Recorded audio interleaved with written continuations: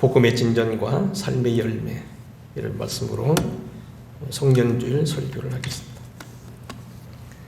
2020년 한 해가 또다시 역사 속으로 저물어 갑니다. 먼 길을 걷고 물을 건너 산을 건너던 사람, 산을 오르던 사람이 이제 산마루에 서서 자기가 지나온 길을 되돌아보는 것 같은 그러한 시점에 서 있습니다. 인간 수명이 앞으로 연장되어서 120세는 쉽게 된다고 얘기하고, 결과에 따라서는 140세, 180세까지도 가능하다고 하는 것 같습니다만, 어쨌든 그렇게 된다 할지라도 1년 365일이 그렇게 짧은 세월만은 아니라는 것입니다. 우리도 한번 1년 한번 돌아보십시다. 2020년 동안에 얼마나 많은 일들을 겪으며 살았냐는 얘기입니다. 국가적으로 참 많이 일들이 있었습니다. 잘된 건지 못된 건지 나중에 역사가 판단하겠습니다만, 지난 4월 15일 날 총선 이후에 거대 여당이 된 여당이 지금 많은 법들을 통과시키고 있고, 아직도 아마 경쟁적으로 지금 국회에 많은 법들이 계류적인 걸로 알고 있습니다. 모든 국민들이 절대다수로 우리를 지지했으니 우리가 하는 대로 따라오라는 것 같은 그런 생각을 되어서 때로는 의아할 수도 있습니다. 무엇보다 2020년은 코로나로 인하여서 우리 한 해가 다 망쳐진 한 해였습니다. 저는 정말로 도저히 알 수 없는 일들이 벌어지고 있습니다. 40여 개나 되는 많은 나라들이 성탄 선물로 백신을 맞고 있다는데, 다른 것에서는 조금도 뒤지지 않던 우리나라가 왜 여기까지 떨어지고 우리는 아직 멀고 백신이 저만큼 있는지 비교가 알 수가 없습니다. 나중에 세월이 지난 다음 이에 대한 원인과 책임축을 있어야 된다고 봅니다. 1년 동안 떠난 사람도 꽤 많이 있습니다. 어쨌든 교회가 싫어서, 아니면 목사가 부담이 되어 떠난 이도 있고요. 때는 건강이 다하여서 영원히 이 땅을 떠나서 이 다음에 하늘나라에 가서 볼 수밖에 없는 사람들도 있었습니다. 금년에는 장례식도 적지 않았습니다. 나라의 경제 문제, 급변하는 사상과 여러 가지 견해 차이 때문에 이곳저곳에서 문제가 되고 있고, 외교상으로도 문제가 많아서 과거에 들렸던 한국의 이미지가 전 세계에 어떻게 비춰질지 모르는 그러한 어려운 것, 미래에 대한 불투명도 오늘 우리에게 아련히 우리에게 비춰오고 있습니다. 이 모두 다 2020년 한 해 동안 365일 가운데 이루어진 일들이었습니다. 결론하는 것은 뭐냐면 1년이 360일이 작지 않다는 것입니다. 제게 어떤 분이 물어보면 이렇게 대답할 겁니다. 목사님은 어떻게 1년을 살았습니까? 저는 대답을 간단합니다. 그놈의 코로나 때문에 아무것도 하지 못하고 1년을 그냥 보내수다. 저는 40년 목회를 하면서 송년주일 오늘에 꼭 하는 설교가 있는데, 그것은 뭐냐면 1년간 10대 뉴스를 얘기하면서 국제적인 10대 뉴스, 국내적인 10대 뉴스를 말하면서 오늘 송년 설교하는 거인데, 그럴 필요가 없습니다. 왜? 한 가지, 코로나만 족하기 때문에 그렇습니다. 코로나 때문에 우리는 억울했고, 코로나 때문에 우리는 두려워했고, 코로나 때문에 서로 정지하고, 코로나 때문에 때는 우리는 가슴 아파했습니다. 가까운 이 매일시장에도 우리 교우들이 나오는데 오늘도 못 나왔습니다. 교회 갔다 오면은 시장에 가게를 비워두고 나가라고 한다는 겁니다. 마치 교회가 코로나를 양성하는 그런 장소처럼 느껴졌고, 교회 다니는 것이 부담스러운 그런 나라가 되었다. 어쨌든 2020년 한 해는 코로나 때문에 망가진 한 해, 아무것도 하지 못했던 그런 한 해다. 문화와 사상도 많이 바뀌었습니다. 죽을 때까지 가까이 지내고 함께 지내며 일상생활을 해왔던 가족들조차도 이제는 멀리 봐야 좋다는 겁니다. 가능하면 만나지 말고 떨어져 살고 대하지 말고 같이 밥 먹지도 말고 회의도 하지 말아라. 이건 누구의 어떤 이유보다도 오늘 현대가 그렇게 지금 바뀌고 있다는 얘기입니다. 얼마 전에 제가 안경을 찾으려고 이리저리 찾다가 찾지 못해서 제가 들려고 신방했던 큰 가게로 전화를 했습니다. 비싼 안경인 걸 알았는지 그분이 저보고 안경을 사내라고 하는 소리인지 깜짝 놀라면 이렇게 얘기하더라고요. 이게 무슨 일이단가요? 비싼 안경을 우리 여기서 잊어버릴 리가 있습니까? 그게 무슨 말이단가요? 사실 오늘 이게 무슨 말이단가요? 비대면, 거리두기, 떨어져 앉기, 집합금지, 마스크, 비밀 칸막이, 열체크, 출입명부, QR코드, 이런 신조어들이 1년 동안 생겨났습니다. 결론은 누가 뭐라 해도 코로나 때문에 망가진 한 해였다는 겁니다. 자, 그러면 오늘 우리는 2020년을 어떻게 해석해야 되느냐는 얘기입니다. 다시 말하면 믿는 크리스찬으로서 한 해를 어떻게 평가해야 되느냐는 얘기입니다.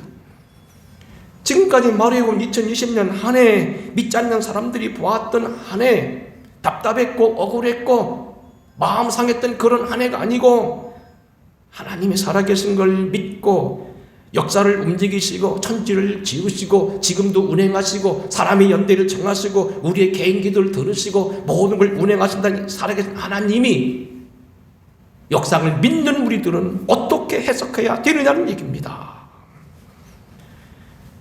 우리 믿는 것은, 믿는 사람들 역사 해석도 달라야 됩니다. 사랑하는 성도 여러분, 역사 해석은 아주 중요합니다. 삶의 자세, 마음 자세가 중요하다고 하는 것은 생명의 책인 잠언서도 이렇게 말하고 있습니다. 평온한 마음은 육신의 생명이나 시기는 뼈를 썩게 하느니라.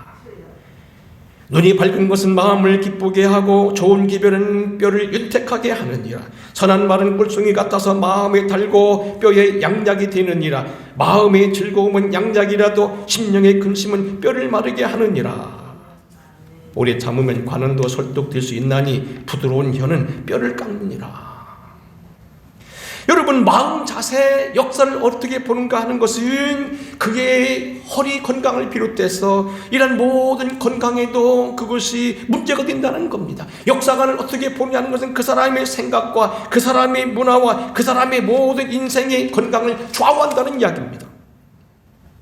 믿음의 사도 바울, 그는 어떻게 세월을 보고 이해했냐는 얘기입니다. 사랑하는 성도 여러분, 바울은 보통 사도와 다릅니다. 신학자들은 이렇게 이야기하는 소리를 수없이 들었습니다. 과연 사도 바울 없이 오늘날 기독교가 가능했겠느냐? 사도 바울의 어떤 신학 없이 기독교의 역사적인 신학, 기독교의 십자가의 신학, 보혈의 신앙이 가능했겠느냐? 기독교가 세계적인 종교로서 가능했겠냐 할 만큼 그런 뛰어난 신학자였습니다. 그가 어떻게 세월을 보고 어떻게 하나님 말씀을 우리에게 전했느냐는 얘기입니다. 우리가 오늘 본문 말씀 빌립보서 1장 12절로 26절 읽었습니다만, 여기는 크게 그의 인생관, 역사관, 그의 그리고 삶과 죽음관이 나와 있습니다. 소위 다시 말하면 그는 어떻게 생을 살아왔고 자기가 당하는 그 어려움 속에서 어떻게 세월을 보았으며 그 속에 하나님이 어떻게 운행하고 있다고 그런 믿었느냐는 얘기입니다. 그리고 그가 삶과 죽음의 사이에 끼어서 죽음에 대한 이해, 살해야 될 이유를 뭐라고 말하고 있냐는 얘기입니다. 아주 소중한 이야기입니다. 앞으로 우리는 2시간 정도 더 4가지를 얘기할 겁니다만, 사도 바울이 그가 가졌던 인생관을 통하여 가졌던 생활태도를 4가지 더하는 말입니다. 오늘 2가지를 말합니다. 대체 믿음의 사도 바울은 어떻게 세월을 이해했냐는 얘기입니다. 첫째로 여기 사도 바울은 무엇보다도 역사관을 말하면서 현실적인 입장과 철학적인 입장을 말하면서 당신이 사는 삶이 결코 헛된 생활이 아니었다는 겁니다. 12절을 한번 읽어보겠습니다. 여러분 성경을 펴시기 바랍니다. 형제들아, 내가 당한 일이 도리어 복음의 전파에 진전이 된 줄을 너희가 알기를 원하노라. 같이 읽겠습니다. 시작. 형제들아, 내가 당한 일이 도리어 복음 전파에 진전이 된 줄을 너희가 알기를 원하노라. 사도 바울은 지금 로마의 감옥에 갇혀 있었습니다. 사도 바울은 지금 우겨싸움을 당하고 있습니다. 사도 바울은 지금 큰 고통 속에서 마치 요왕처럼 땅을 파서 만드는 로마의 깊은 감옥에 갇혀 있습니다. 아주 오늘 여기 죽음을 바라보는 그러한 위중한 순간이 있습니다. 그는 로마의 시민권을 가지고 있었지만 혜택을 받지 못하고 큰 고통 속에 지금 철장 속에 갇혀 있어서 추운 겨울을 나야 되는 그러한 고통 속에 있었습니다. 사실 이것은 바울에게는 억울한 일이었습니다. 하나님의 소망의 복음을 전한다는 그 이유 때문에, 이웃이 되지 않는 이유 때문에 그는 고통을 당하고 지금 여기 억울함 속에 있습니다. 하지만 그는 이렇게 말합니다. 내가 당한 일이 도리어 복음 전파의 진전이 되었다. 본문 성경에 써있는 그리스 말로는 본문 진전을 프로코펜이라고 이렇게 코로코펜이라고 이렇게 헬라어를 말합니다. 프로라는 말은 앞으로라서입니다. 프로코펜은 비난과 박해 속에서도 계속 앞으로 나아간다, 그런 의미를 가지고 있습니다. 바울이 감옥에 갇혀서 답답한 일을 당하고 억울한 일을 당하고 정말로 괴악한 일을 당하고 설명할 수 없는 일을 당하지만 하나님 편에서는 그게 진전이었다는 겁니다. 구체적인 이유는 거기 13절 이하로 잘 나와 있습니다. 길게 좀 한번 읽어보겠습니다. 13절입니다. 이러므로 나의 매임이 그리스도 안에서 모든 시대 안과 그의 모든 밖의 사람이 나타났으니 그랬습니다. 사도 바울은 감옥에 갇혀 있었지만은 그 복음이 오히려 자기를 호위하고 있는 시대 사람들과 그 밖에 황실들에게 나타났다. 어디 보면 황제의 가족들에게 문안하라는 글도 나와 있습니다. 사도 바울은 갇혀 있지만 놀랍게도 거기 그를 감옥에 가두고 있는 군인들과 장교들이 믿게 되고 결국 이것이 313년 콘스탄티노스에 의해서 기독교 공인되게 되는 그러한 길과 연결됐다는 겁니다. 14절 계속 말합니다. 형제 중 다수가 나의 매임으로 말미암아 주 안에서 진리함으로 겁없이 하나님의 말씀을 담대히 더 전하게 되었느니라.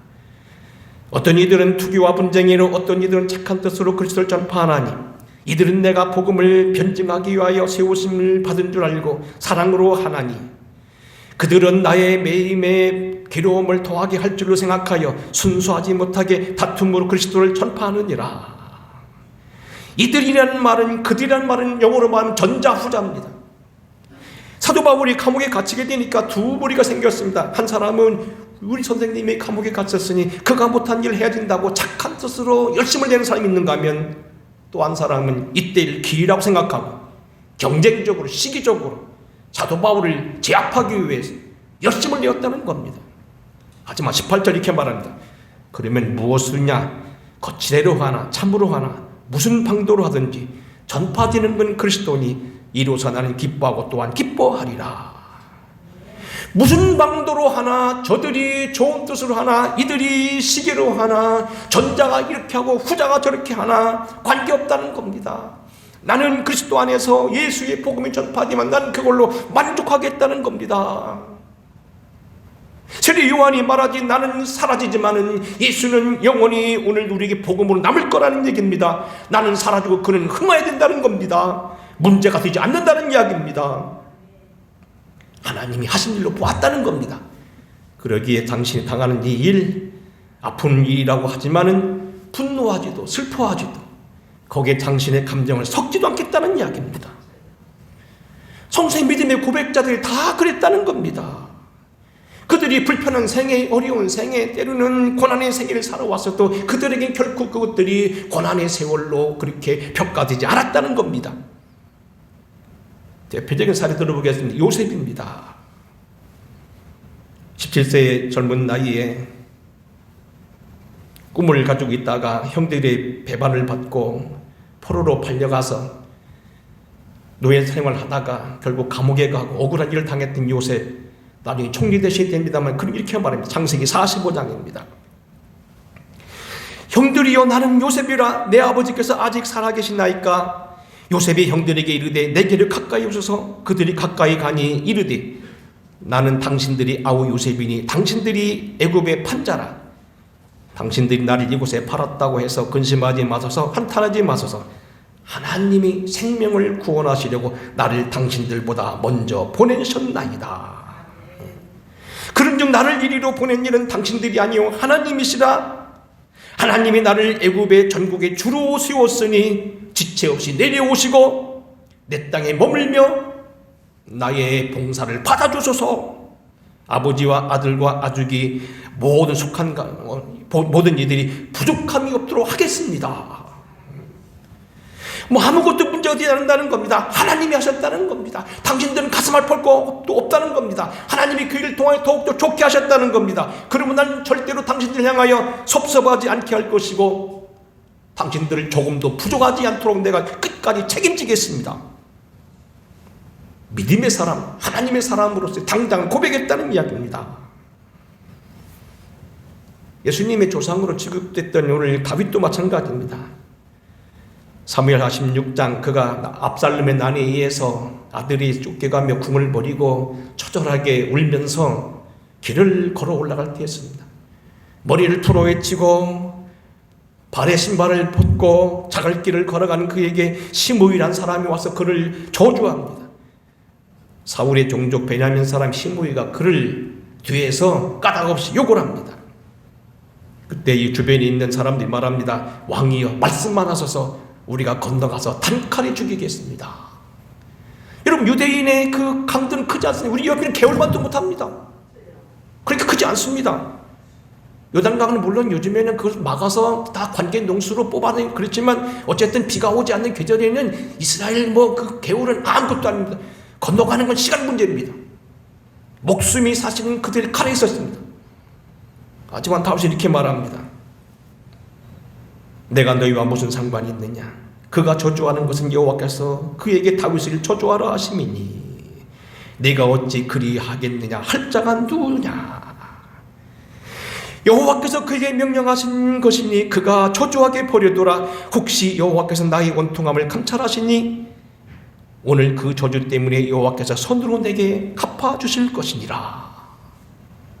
내가 지금 당하는 어려움 내가 잘못인 거고 하나님이 하신 건데 누구 원망할 거 없다는 겁니다. 하나님이 내게 주신 고통이요 오히려 저것이 하나 내게 죄를 벗기기 하나의 축복의 수단이 될 수 있다는 겁니다. 문제가 되지 않는다는 겁니다.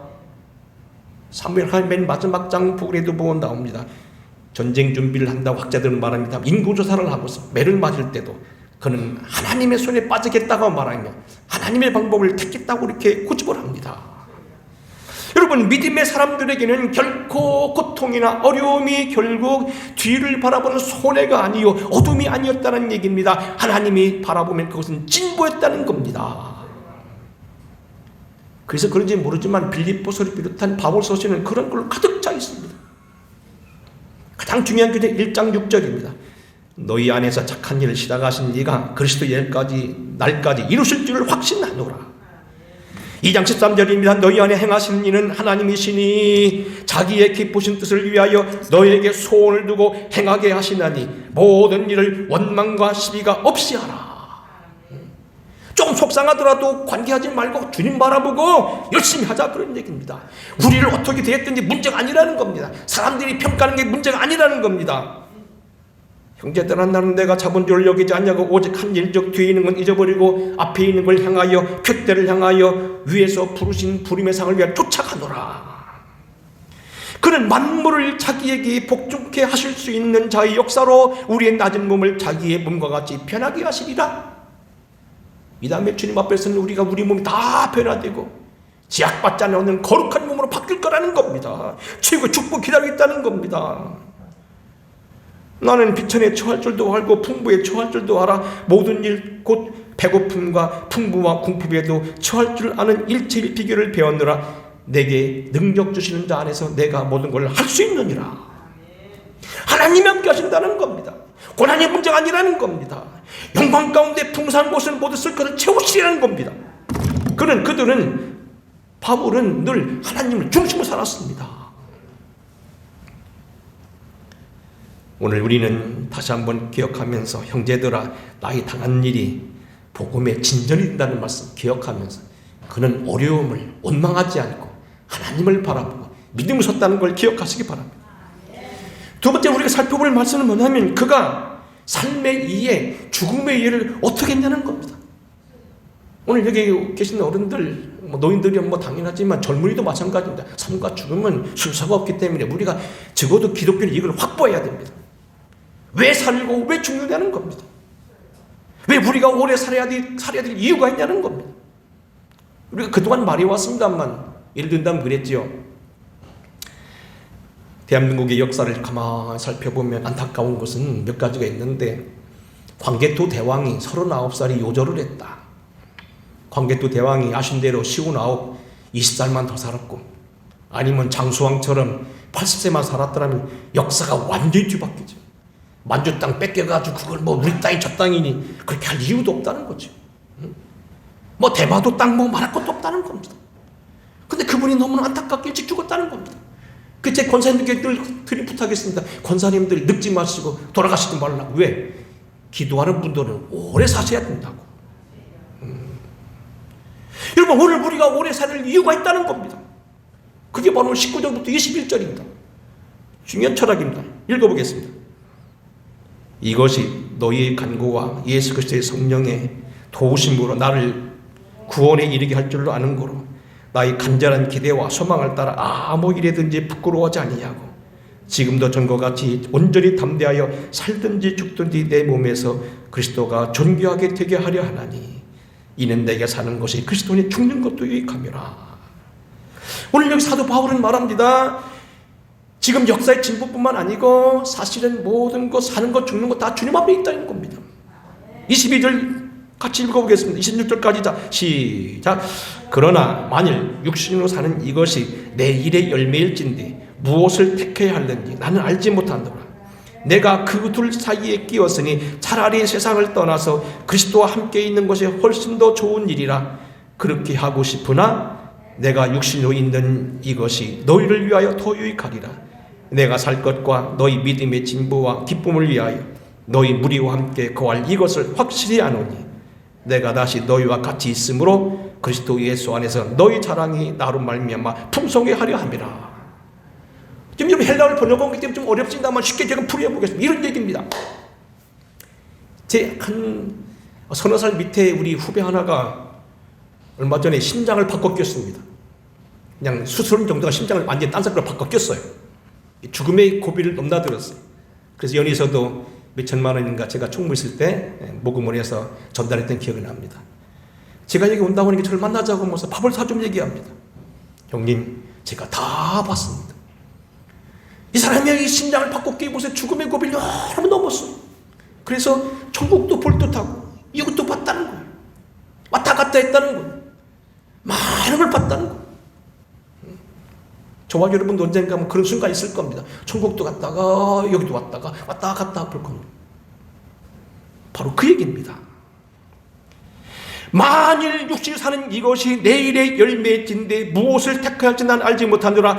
내가 그 둘 사이에 끼었으니 차라리 세상을 떠나서 그리스도와 함께 사는 것이 훨씬 더 좋으니라. 그렇게 하고 싶으나 내가 감옥에서 지금 고생하고 고난받고 지금 여기 억울한 걸 생각한다면 아래를 훌쩍 떠나서 주님께 가는 게 좋겠다. 그 나라가 얼마나 좋은 나라인 줄 아느냐 그 얘기예요. 응? 나는 사나 죽으나 문제 아니라는 거예요. 다만 내가 살아야 될 이유가 있다는 거예요. 거기죠. 24절이죠. 내가 육신을 있는 것이 너희를 위하여 더 유익하리라. 내가 살 것과 너희 믿음의 진보와 기쁨을 위하여 너희 무리와 함께 거할 이것이 확실히 아노니 내가 다시 너희와 같이 있으므로 그리스도 예수 안에 너희 자랑이 나로 말미암아 풍성히 하려 함이라. 아직은 내가 죽을 때가 안 돼서 아직은 내가 더 있어야 된다는 거예요. 너희들 아직 믿음이 약하기 때문에 내가 더 너희들 돌봐줘야 된다는 거예요. 비록 내가 감옥에 있지만 너희를 위해 기도해야 된다는 거예요. 다만 내가 너희를 위해서 좀 더 살아야 된다는 겁니다. 할 일이 있어 난 남아있다는 겁니다. 그런데 사실 죽고 사는 건 내게는 문제가 안 되고 오히려 더 죽는 건 더 편할 수 있다는 겁니다. 문제는 살아야 된다면 너희를 위해 살아야 되고 그게 내 일이기 때문에 내 열매이기 때문에 살 것뿐이라는 겁니다. 다시 말하면 뭐예요? 죽음을 초월한 입장이에요. 왜 살아야 되느냐? 왜 극단적 선택을 하지 않고 우리는 꿋꿋이 살아야 되느냐? 어려워서 살아야 되느냐? 자녀들을 위해서, 이웃들을 위해서, 그리고 내 삶의 열매를 위해서. 아이고 굉장한 것 같더니 막 꺼적대고 다니는데 쉽게 죽었대. 아무것도 하고 뭐도 하고 죽었대. 그 소리 듣지 말아야 된다는 겁니다. 이웃을 위해서, 주님의 영광을 위해서 살아야 될 이웃뿐이지 사실 죽고 사는 건 이렇게 문제가 되는 건 아니라는 겁니다. 사나 죽으나 이것은 다 마찬가지지만 다만 열매를 위해서 너희의 믿음의 확신을 위해서 내가 해야 될 일이기 때문에 그 믿음 때문에 잠시 더 살아가는 것 뿐이라는 겁니다. 여러분, 이 말을 좀 여러분 어렵게 한 번 더 설명해 보겠습니다. 소위 기독교의 시간론입니다.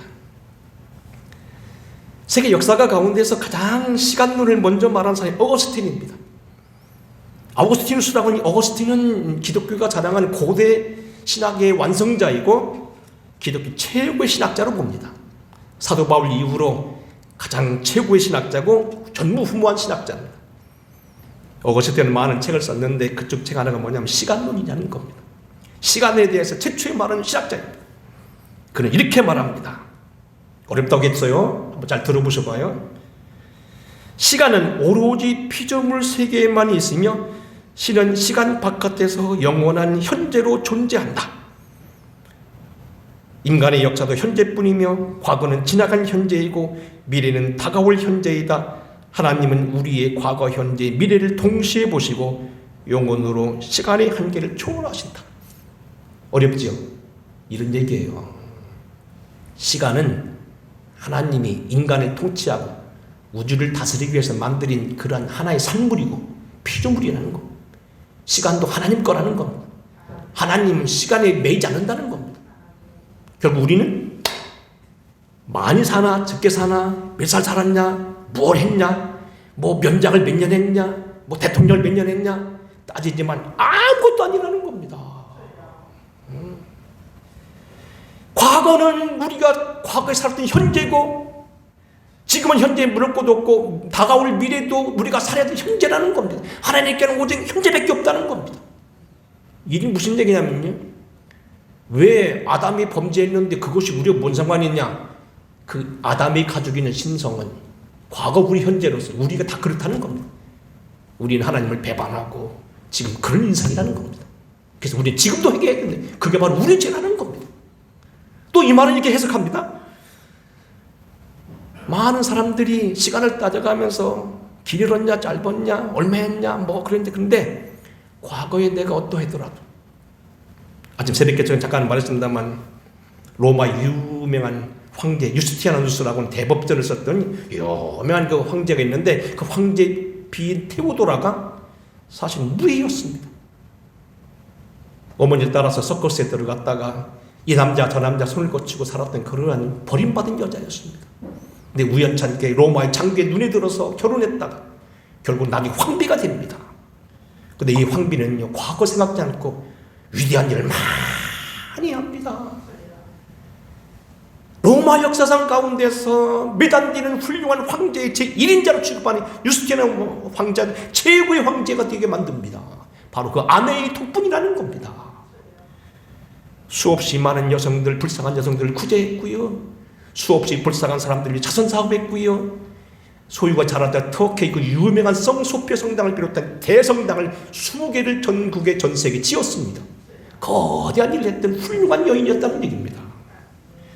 지나간 과거가 문제가 아니라는 겁니다. 그것도 현실이고 오늘 우리가 내가 주님 앞에 서는 이것이 문제라는 겁니다. 과거에 우리가 어떠했든지 오늘 우리가 바로 살아있는 그것이 모든 걸 다 덮고 넘어간다는 겁니다.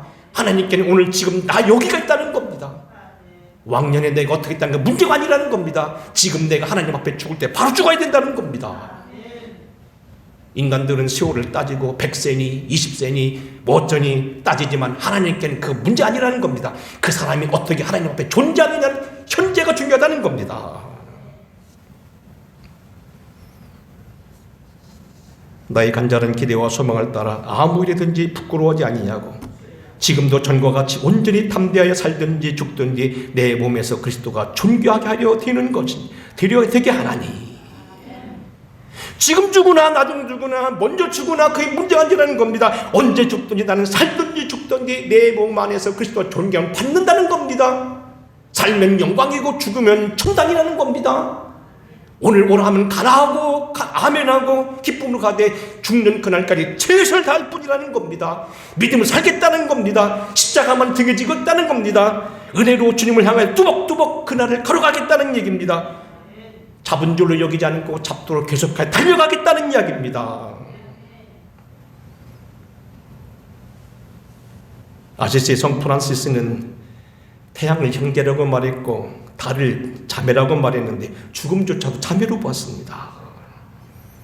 존 웨슬리도 역시 알다시피 그는 죽음을 가리켜서 결코 모든 걸 단절이라고 보지 않았습니다. 죽음은 기독교인이 얻게 된 최대의 영광이라고 봤습니다. 믿음으로 거듭난 사람들이 성화를 이루다가 마지막에 들어갈 최후의 영광의 세계, 그게 죽음이라고 봤습니다. 결코 죽음은 단절이나 슬픈 것이 아니라는 것입니다. 베드로 역시 마찬가지입니다. 인간의 모든 것은 풀 같고 인간의 영광은 풀꽃과 같다는 겁니다. 오직 주의 말씀만이 세세토록 있다는 것입니다. 그래서 이렇게 말합니다. 사랑하는 자들아, 거름인과 나그네 같은 너희를 권하노니 영혼을 거슬려 싸우는 육체의 정욕을 제어하고 이방인 중에서 선한 행실을 가져서 너희를 악행한다고 비방하는 자들로 하여금 선한 날을 오시는 날에 주님께 영광을 돌리게 하라. 과거에 매이지 말라는 겁니다. 과거의 잘잘못에 거기에 묶이지 말라는 겁니다. 지금 내가 오늘 주어진 삶을 통하여 최선을 다하여 선을 행하며 믿음으로 가정을 건사하고 교회를 받들고 오늘 나의 책임을 다하라는 겁니다. 주님의 형제 야고보도 마찬가지입니다. 들으라, 너희 중에 말하기를 오늘이나 내일이나 어느 도시에 가서 거기서 일년을 여하며 장사를 하여 이익을 부리란 자들아, 너희가 내일 일을 알지 못하는도다. 너희 생명이 무엇이뇨? 너희는 잠깐 보이다가 없어지는 안개이니라. 너희가 도리어 말하기를 주의 뜻이면 이러것도 하고 저것도 하리라 할지니 이제도 너희가 사탄한 자랑을 하는구나. 다 악한 것이니라. 그러므로 우리는 선을 행할 줄 알고도 행하지 아니하면 죄다. 중요한 것은 선을 행하는 거라는 겁니다. 하나님 편에 서는 것이라는 겁니다. 말씀을 마치겠습니다. 사도 바울의 위대한 신학은 로마서 9장부터 11장에 나온 이스라엘 문제 아주 대서사시입니다. 이 유명한 질문에 답하는 그러한 글을 쓰면서 사도 바울은 이렇게 말합니다. 깊도다 하나님의 지혜와 지식의 풍성함이여 그의 판단은 헤아리지 못할 것이며 그의 길은 찾지 못할 것이로다. 누가 주의 마음을 알았느냐? 누가 그의 모사가 되었느냐? 누가 먼저 주께 들이셔 주의 갚으심을 받겠느냐? 이는 만물이 주에게서 나오고 주에게로 말미암아 주께로 돌아갑니다. 그에게 영광의 세세토록 있을지어다 했습니다. 가장 중요한 건 하나님께 돌아가는 거라는 겁니다. 모든 것이 오고 가는 것 다 하나님께로 왔다가 하나님께로 간다는 겁니다. 우리는 오직 하나님 앞에 바로 서는 것, 그것만 중요하다는 겁니다. 결코 낙심이라 하지 말고 실패를 하지 말고 어두웠다고 하지 말고 주님이 나와 함께 하신 것을 믿고 담대하게 내게 준 생 그때 그 시간을 하나님 앞에 선용하라는 이야기입니다. 오늘 아주 중요한 거 공부했습니다. 역사를 어떻게 봤습니까? 세월을 어떻게 봤습니까? 그 역사 속에서 그는 죽음을 어떻게 봤고 삶을 어떻게 봤습니까? 우리가 오늘날 아무리 어려움을 당해도 극단적인 선택을 하지 않고 끝까지 버티고 살아가면서 믿음으로 살아가는 이유를 그는 분명히 말하고 있습니다. 삶과 죽음의 둘 사이 끼어 있으나 나는 너희를 위해 산다. 내가 내일의 열매를 위해서 산다는 그런 분명한 고백입니다. 오늘 우리는 왜 코로나가 결코 퇴보가 아니고 진보라고 역사학자인 이덕재 교수가 말했는가 이해를 하셔야 됩니다. 코로나는 나름대로 우리 일상의 중요함을 깨닫게 되었습니다. 그 인생이 가지고 있는 것이 모든 것이 다가 아니라는 걸 깨닫게 되었습니다. 교회도 영원한 일도 변화줄 수 있다는 걸 기억하면서 하나님밖에 아무것도 변할 것이 없다는 것, 완벽한 것이 없다는 걸 다시 한번 깨닫게 되었습니다. 더 나아가서 내 믿음이 알곡이냐 쭉적이냐 것을 스스로 판단하게 되었습니다. 그리고 주님을 다시 바라보게 되었습니다.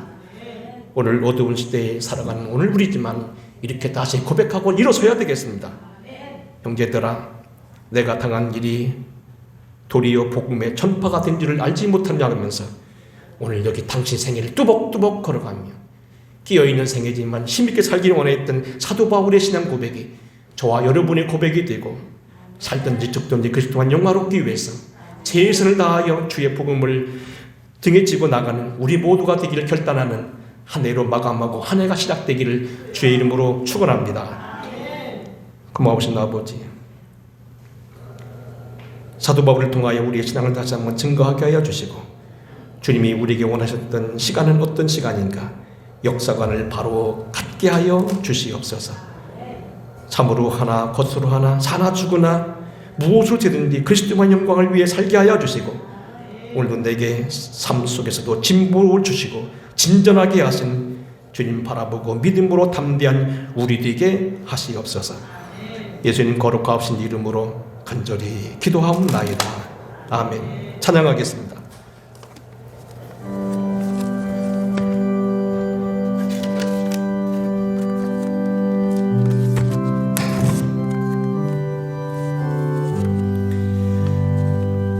주 안에 있는 나에게 딴 근심이 있으랴. 십자가 밑에 나가 내 짐을 풀었네. 주님을 찬송하면서 할렐루야 할렐루야. 내 앞길 멀고 험해도 나 주님만 따라가리. 그 두려움이 변하여 내 기도 되었고 전날의 한숨 변하여 내 노래 되었네. 주님을 찬송하면서 할렐루야 할렐루야. 내 앞길 멀고 험하고 나 주님만 따라가리. 내 주는 자비하소서 함께